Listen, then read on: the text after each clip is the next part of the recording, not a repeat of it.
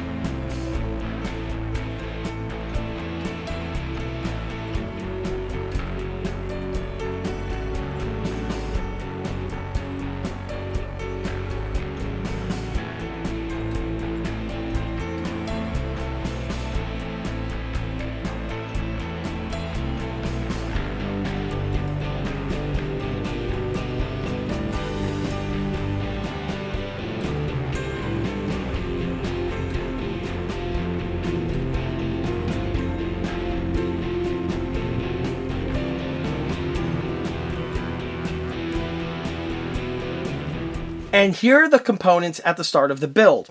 On the table here, we have two sets. The first is a brand new 3D printed set from EastCoastArmory.com, and the second is a commercial off-the-shelf model kit that was picked up from eBay. I did go ahead and go over this information briefly in the new product announcement video that was recently posted. However, for those who didn't watch it, recently on the ECA catalog, I tooled up a bunch of components specifically for AA mounts on Jagdtigers. And on the Jagdtiger, it had a very interesting solution for AA mounts. Compare that to a standard Tiger 1, where that didn't need this setup that we have here, because on the top turret cupola, there are provisions for mounting an MG34T for AA protection, or just general protection in general. However, because the Jagdtiger doesn't have those provisions, the Germans needed something to mount an MG on in order to protect the vehicle from one threat or another. And the solution they came up with was mounting the MG on the rear engine deck, and on some vehicles, they actually went ahead and built it into the rear engine hatch itself. And that is the set that we have here.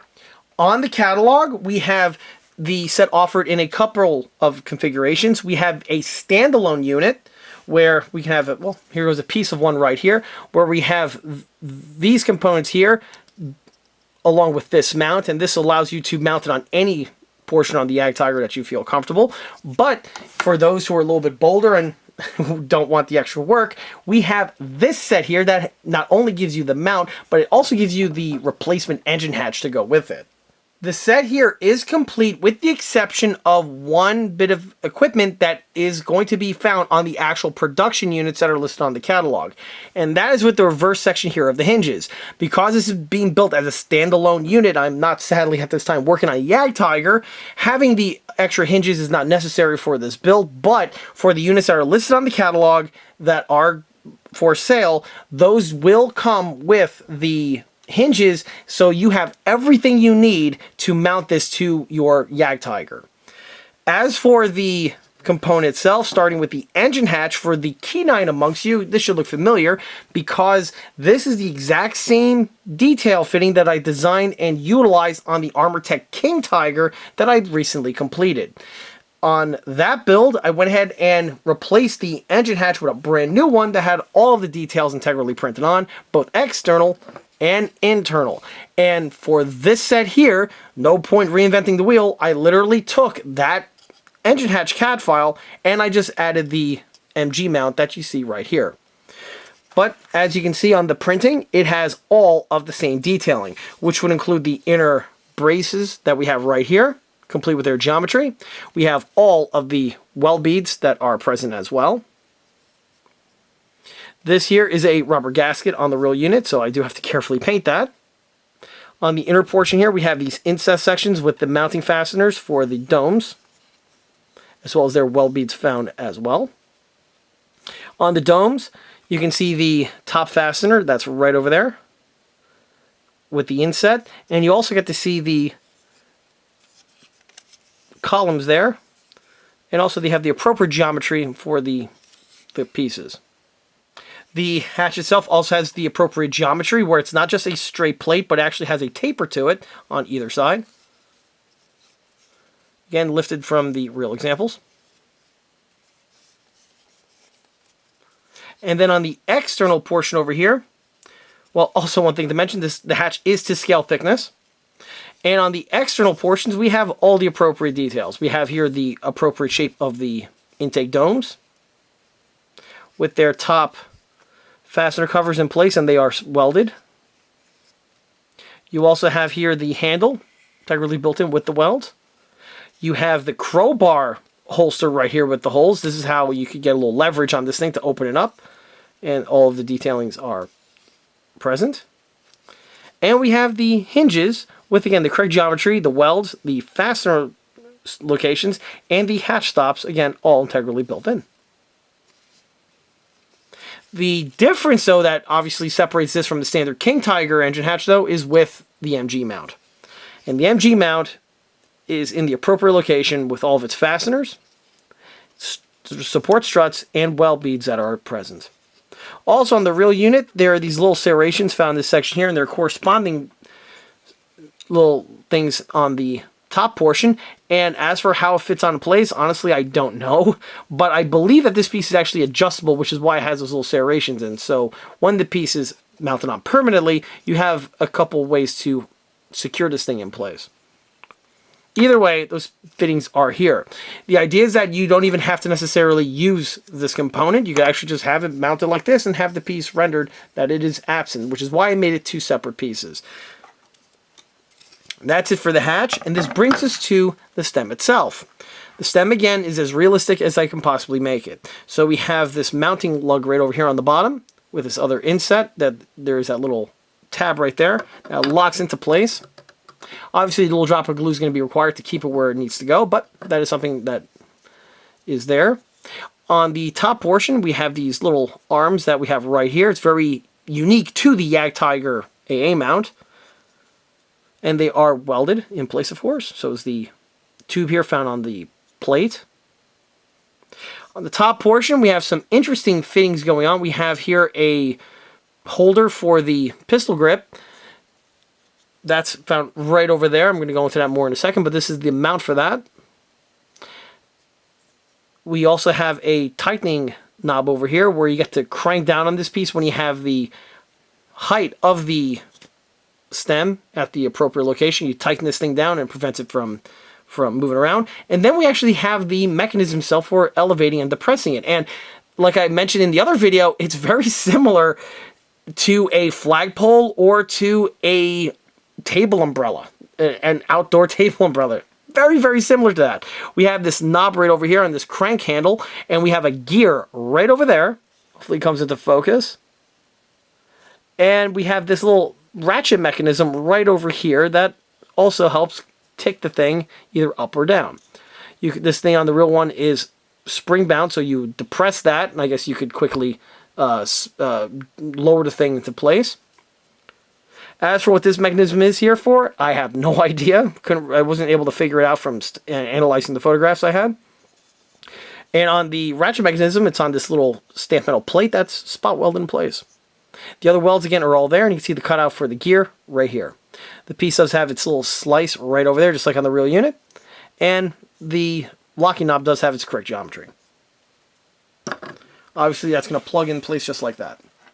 Then we have the stem itself. The stem is just like the real one, where it's a cylindrical piece, but there is this notch right over here, and this is the gear, as you can see, has the gear teeth integrally printed on as one piece. Now, on the top portion here, we have the standard socket for a German MG mount. The piece is hollow and has this little ring over here, and as for what that's for, I'll mention that in a moment. One other thing I do want to mention with the stem is that you can see a corresponding key notch right there on the piece itself. It is printed hollow, and the piece will literally just slide in place. Tolerances are a bit stiff at first, so you may have to do some polishing with some sandpaper just to get the piece to slide in all the way if you choose to do so. But as for the piece, it is the correct length, and you basically adjust the height to what you deem fit on your build. And this brings us to the accessories that we have here. So starting with this little mechanism, this is that little holder for the pistol grip that I mentioned before. This guy here, when is assembled, is going to be fit into this area here. And we have a 3D printed fastener and lock nut right over there that's also present. And that's going to secure the thing in place, and the piece is hinged. The other thing to mention is the MG mount itself. And this is another off-the-shelf ECA component.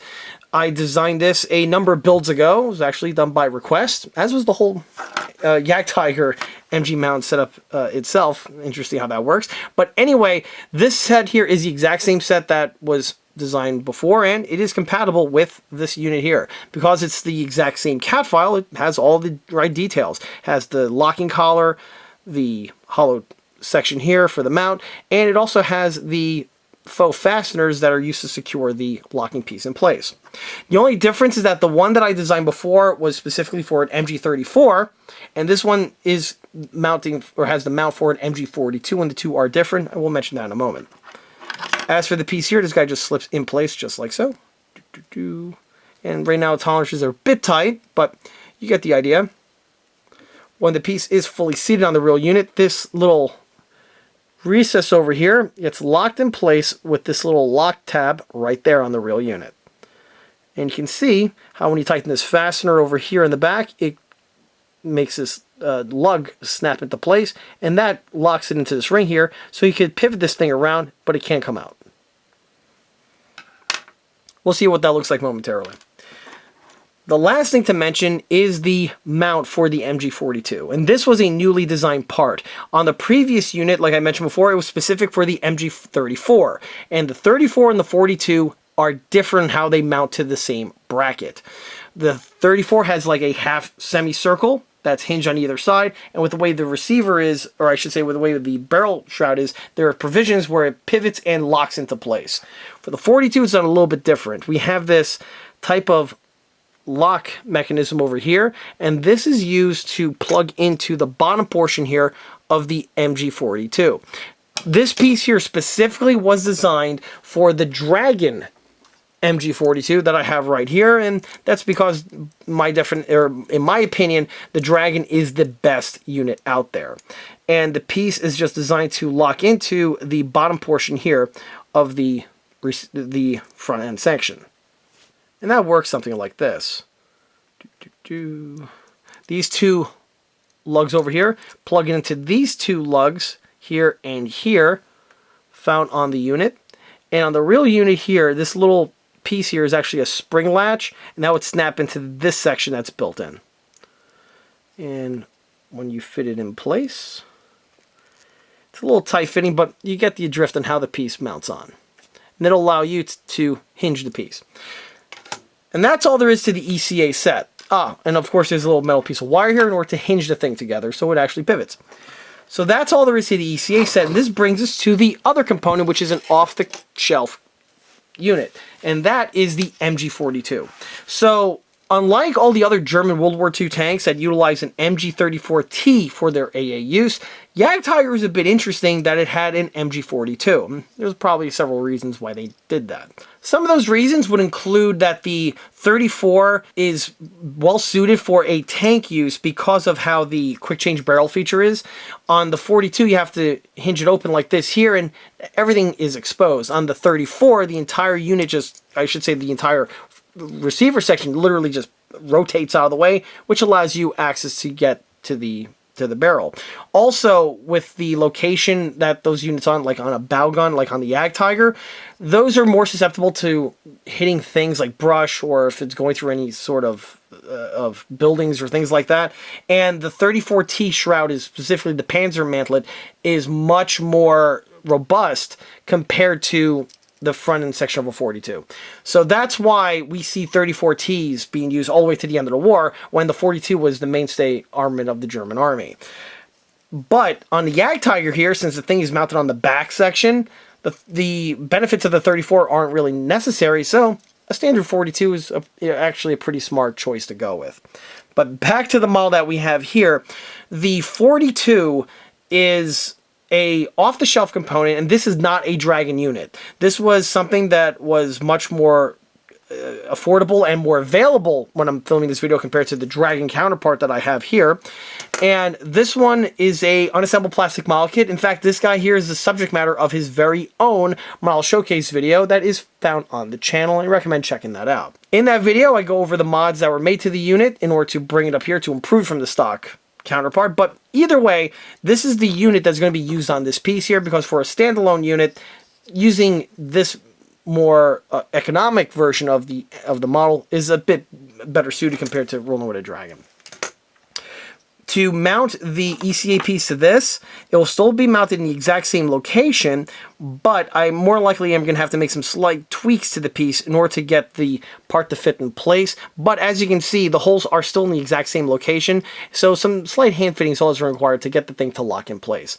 And if it can lock in place on this one, I'm pretty sure it can lock in place on basically any other 42 that's on the market in 1/6 scale.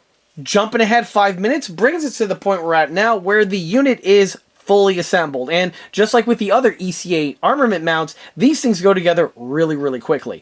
The only work that is required is only just doing some mild hand fitting on some of the parts, just to open up some of the tolerances, allowing the parts to slip on in an easier manner. Hopefully with the camera backed up a bit, we could get everything in frame. It's actually a bit tricky to go ahead and get everything filmed in my filming location over here. Either way, it looks really awesome in its fully assembled format that we have here. And will look even better once it's fully painted and weathered. But for the time being, let's go ahead and go over the relevant part, which is the mount. So, like I mentioned before, we have this little retracting mechanism here, and it's more or less a holder for the pistol grip. And it actually locks into this little chunk right over here, where the pistol grip meets the trigger guard. As you can see, it just pivots down just like so. You can even mount it on like this, but I've seen a few different ways this thing can be used. Either way, you can see it's fully functional. As for the piece, it hinges very, very nicely. When it's mounted to this area over here, you can't retract the bipod, which is, again, true to form to the real one. So you can have just the bipod open like that, or you could just remove it outright, like so. With the bipod removed, you get a better glimpse of the piece in full view. Like I stated before, it's fully functional, and the piece can pivot around. The piece is also nice and loose now that I went ahead and loosened up the tolerances a little bit on the appropriate locations. In addition to this piece pivoting freely, I can also go ahead and yank out the main stem itself. As you can see, it slides in a little bit easier now compared to before, due to some of the hand fitting that was done. And by hand fitting, what I'm referring to is just going up and down the cylindrical sections here with a little bit of sandpaper. There's a few passes here or there just to open up the tolerances, and that allowed the piece to slide in much more easily, as we saw, compared to before. Same thing was also done to the portion over here, where the cradle locks in place. just a few passes, and then you just go ahead and just test fit accordingly. And eventually the piece will just slide in where it needs to go. Probably have to do a little bit more because it fits pretty good right now in its unpainted format, but obviously once there's a layer or two of paint built up, it's going to stiffen up the tolerances again. So probably going to go ahead and do some refinements at this point here, but no point getting that on camera. On the MG itself, you can see how the piece plugs into place over here. This was again done with minimum filing. The piece pops off, as you can see at this time. Just a little bit of needle filing into these two areas here was all that was required to get the piece to fit like the way it does. Obviously, this is the type of thing where you do a couple passes and you just test fit accordingly. This is going to be painted without the MG fitted in place. Then once everything is done at the tail end of the build, I can go ahead and a little drop of super glue and the piece will just plug right on. But honestly, I'm not even sure if I'm going to super glue it at this time because the friction fit actually holds it quite well. Starting from the top and working our way down takes us to the MG itself as well as the cradle. Here you get to see what it looks like in its final form, how the MG is connected to the cradle, and it actually holds it in pretty well with, at this point here, just friction alone. Which is great because trying to film this fully assembled is actually more challenging than one would have expected. That's definitely not something I anticipated. But anyway, fortunately, the piece does pop off. Like I said before, it's held on purely with friction. If I just grab the MG and give it a little tug, it pops right off like you see right there. At some point, I may add a little drop of glue depending if the MG becomes problematic where it falls off, but for the time being, it seems like in the current configuration, it works quite well. So with the MG removed, now you really get to see the mount in better light. With everything painted and weathered, all of those weld beads that I was referencing before should pop out at you if the thing gets in focus. Ah, there it is. Also, you really get to appreciate the detailing going on here with the MG42 mount.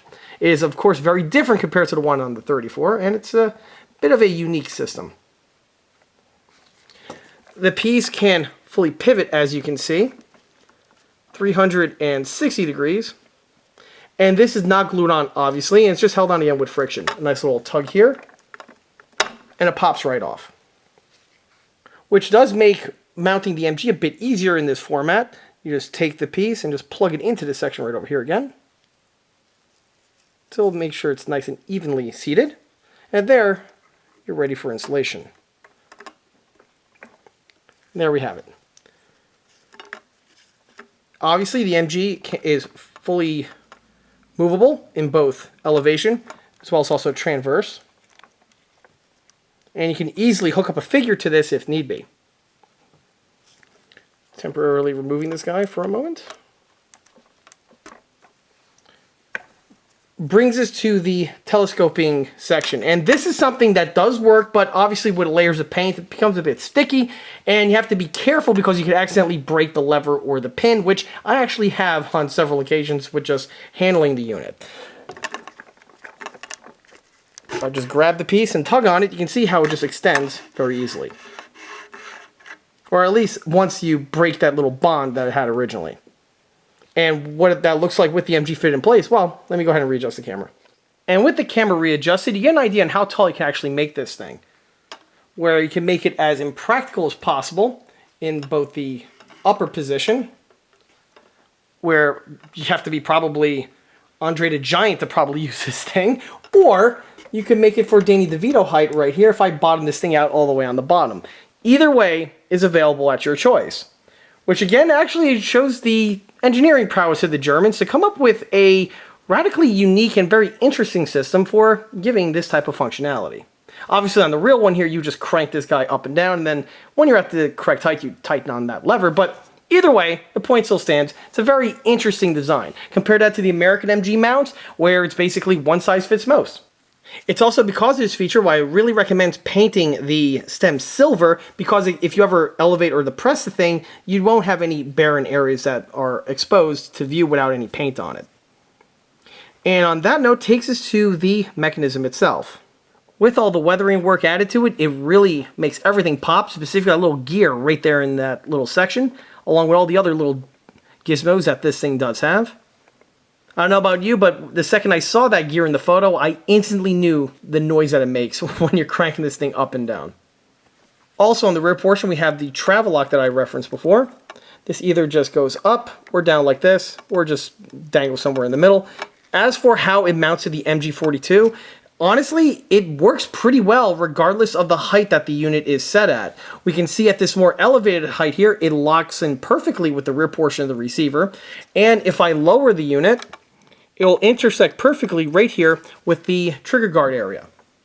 And if it's in the middle, it'll lock onto the rear portion area of the pistol grip. So again, actually very simple design and one that works pretty well for what it's needed for. Moving downward brings us to the engine hatch itself, and the first thing I want to mention is the pedestal base. This is not glued into the mount that's on the hatch, it's literally just shoved in there with friction. With the tolerances being what they are, specifically with layers of paint built on them, the piece is actually quite a snug fitting component, and so far from handling the piece as much as I have, the necessity of using glue is just not needed. Obviously, this is subject to change. I'm not exactly going to pop this thing on and off, so it seems like it should do the job for the time being.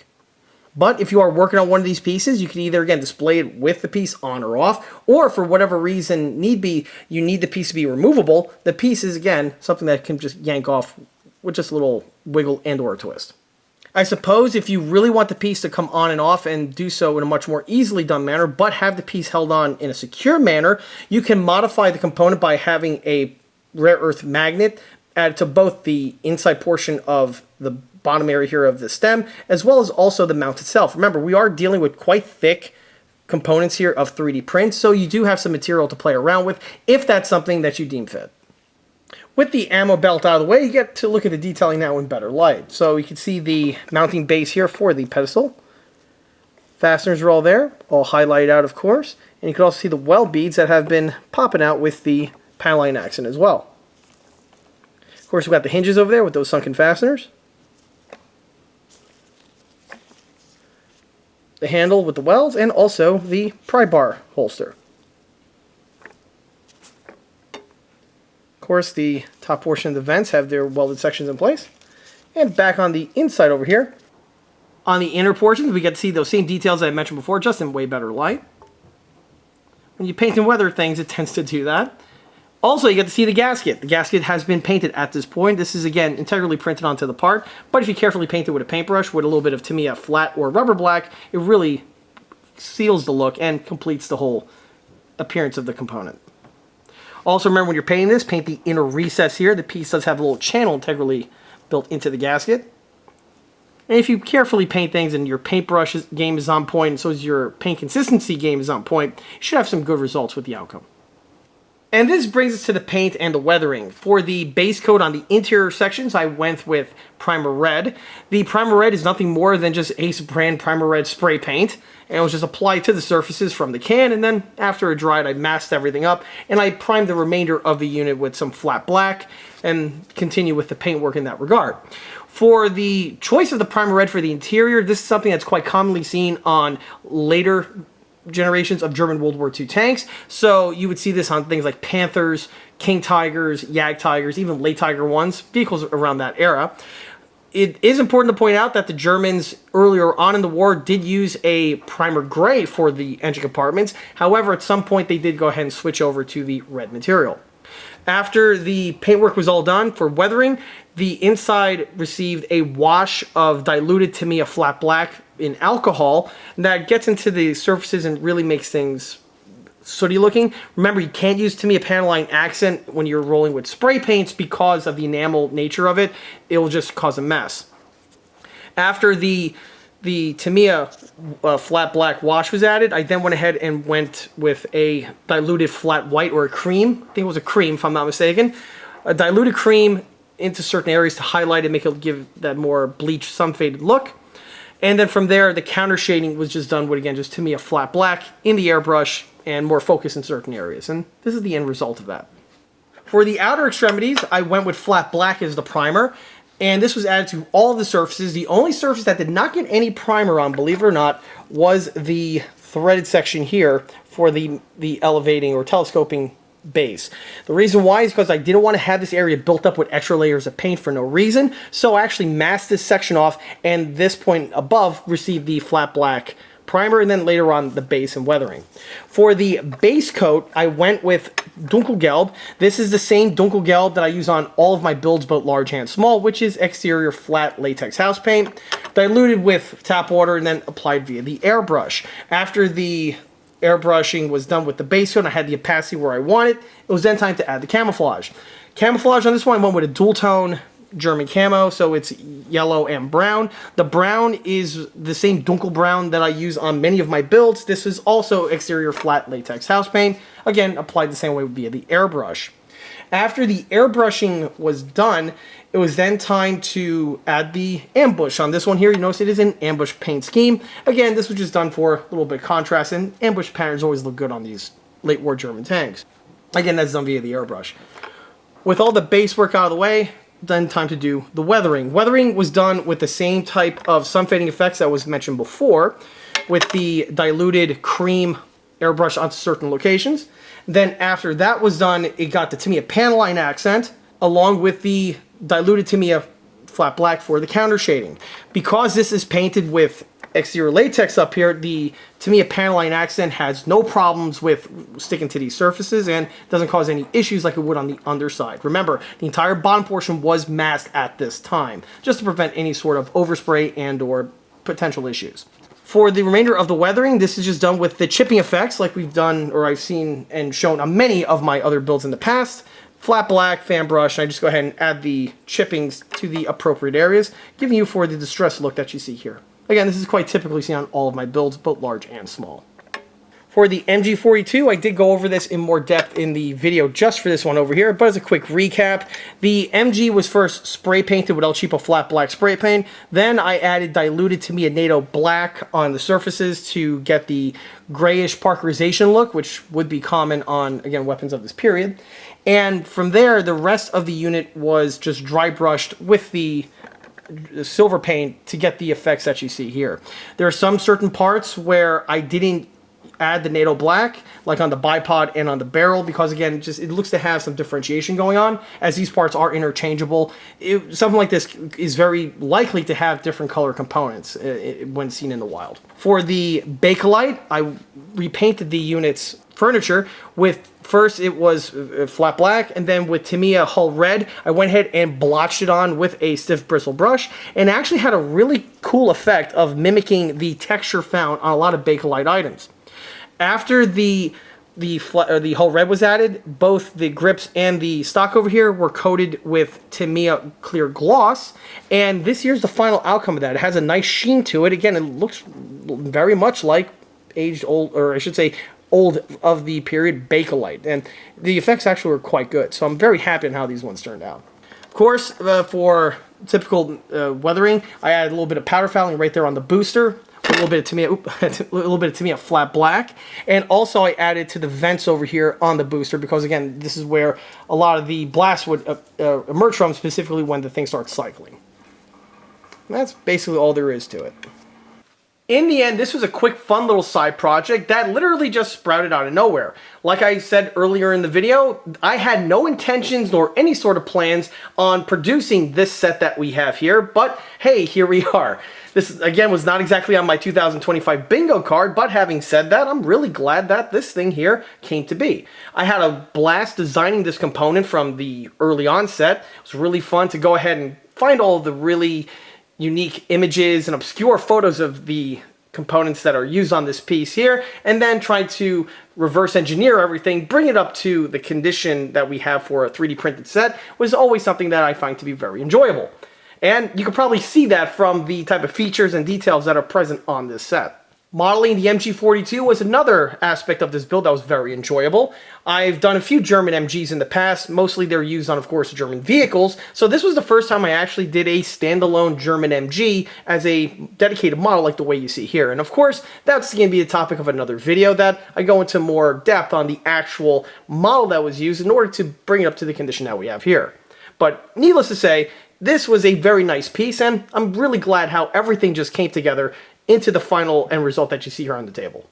As I mentioned before, this will not be living on a Jagdtiger ever. This is just a standalone piece, and if the day comes wherever I do a 1/6 scale Jagdtiger, which would be nice to be honest, Obviously, I'll go ahead and get another one of these units produced, and that'll be dedicated and fitted to that vehicle at that time. This one over here, it's just going to spend its days in a standalone format, which it's actually in pretty good company, because if anyone's a fan of this channel, you'll know that I have several 1/6 scale heavy MGs mounted on pedestal bases that are much along the same skies as this one over here. So it's actually going to fit in my collection actually quite well. Also, seeing the model in this format, it really does take me back to the old school action figure days of either Dragon or Dragon in Dreams, where either of those companies, whenever, in most cases, they would make a German tank commander figure or tank crewman figure, on several occasions they would go ahead and give it a unique accessory just to make the set that much more interesting and also that much more enticing to purchase. And something like this would definitely have been featured on one of those sets. On several of those figures, they gave you just a random tank component, be it a jack or an inner or an outer wheel or something along those lines. Well, yeah, if they ever made a Jagdtiger tank crewman, something like this here would definitely easily be something that would be an accessory that would have been included in those sets. It's a bit sad that that never happened, but hey, at least we have the spiritual successor of that component right here. Obviously, this set is intended for use on a 1/6 scale Jagdtiger from one manufacturer or another. However, obviously it does have life outside of that type of application, like I've done over here. This type of set would actually be a really good thing to check out if you're, say, someone that builds vignette dioramas. Something like this would really be an interesting choice to add to your collection, or if you just want to have it, like I've done over here, as just a standalone MG mount. As we saw, the parts count is very limited, so it goes together ridiculously easy, and everything else is really more or less just an exercise in paint and weathering. So if you have those attributes in a row, you could probably do something really interesting with one of these components over here. Also, if you do not have that type of skill set and are interested in having a display piece like I did over here, I can be reached again via the email address info@eastcoastarmory.com, where I take on commission build projects for models in 1/6 to 135, and obviously something like this can definitely be arranged and added to your collection if need be. And with that, that wraps up this 1/6 scale model showcase video for the German Jagdtiger AA Mount set. If you like this video, be sure to subscribe to this channel, where it's a great way to keep up to date on new posted content, being model showcase videos in both larger and smaller scale, or 1/6 scale project update videos that frequently get posted. Another way to keep in a loop of new posted content is by liking us on Facebook. There I have more photographs of this particular unit, as well as photographs of the other smaller and larger scale builds that have been seen on this channel in the past.